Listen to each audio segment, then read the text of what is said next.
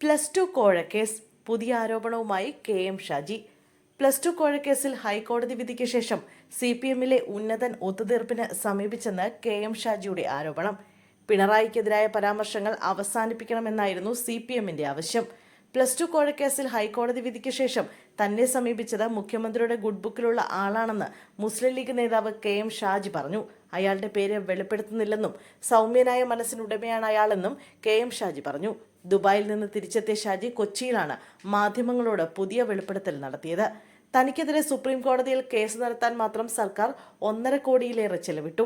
തനിക്കെതിരെ കേസ് നടത്തി ദൂർത്തടിച്ചത് ഖജനാവിലെ പണമാണ്. ഇത് തിരിച്ചടയ്ക്കാൻ മുഖ്യമന്ത്രി തയ്യാറാകണമെന്നും KM ഷാജി പറഞ്ഞു. തനിക്കെതിരായ കേസിലെ വിധിയിൽ സുപ്രീം കോടതി മുഖ്യമന്ത്രിയുടെ പിടലിക്ക് പിടിച്ച് തള്ളുകയാണ് ചെയ്തതെന്നും കേസ് വിജയിക്കൽ അല്ലായിരുന്നു സർക്കാരിന്റെ ലക്ഷ്യമെന്നും ഷാജി വിമർശിക്കുന്നു. പലതവണ കായികമായി ആക്രമിക്കാൻ ശ്രമം നടന്നെന്നും ഷാജി ആരോപിച്ചു. +2 കോഴക്കേസിൽ ഷാജിക്കെതിരായ വിജിലൻസ് കേസ് റദ്ദാക്കിയതിനെതിരായ ഹർജികൾ സുപ്രീം കോടതി ഇന്നലെ തള്ളിയിരുന്നു.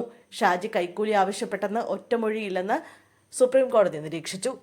ഷാജി പണം ചോദിച്ചെന്ന് ഒരു മൊഴിയെങ്കിലും കാട്ടിത്തരാമോ എന്നായിരുന്നു കോടതിയുടെ ചോദ്യം. 54 സാക്ഷിമൊഴികൾ പരിശോധിച്ചുവെന്നും ഇങ്ങനെയെങ്കിൽ എല്ലാ രാഷ്ട്രീയക്കാരെയും ഓരോ കേസിൽ പ്രതിയാക്കാമല്ലോ എന്നും കോടതി ചോദിച്ചു.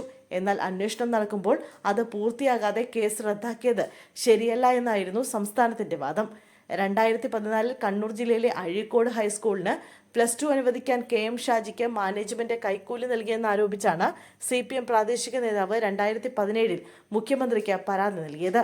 മുസ്ലിം ലീഗിൽ പ്രാദേശികമായി പണം പങ്കിട്ടതിനെ ചൊല്ലിയുള്ള തർക്കം എന്ന നിലയിലാണ് വിഷയം ആദ്യം ഉയർന്നത്. എന്നാൽ ഇത് പിന്നീട് CPM ഏറ്റെടുക്കുകയായിരുന്നു. +2 ബാച്ച് അനുവദിക്കാൻ KM ഷാജി 25 ലക്ഷം രൂപ കോഴ വാങ്ങിയെന്ന പരാതിയിൽ 2020 വിജിലൻസ് കേസ് രജിസ്റ്റർ ചെയ്തത്.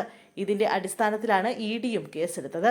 എന്നാൽ 2022 ജൂൺ 19 ഈ കേസിൽ KM ഷാജിയെ ഹൈക്കോടതി കുറ്റവിമുക്തനാക്കി.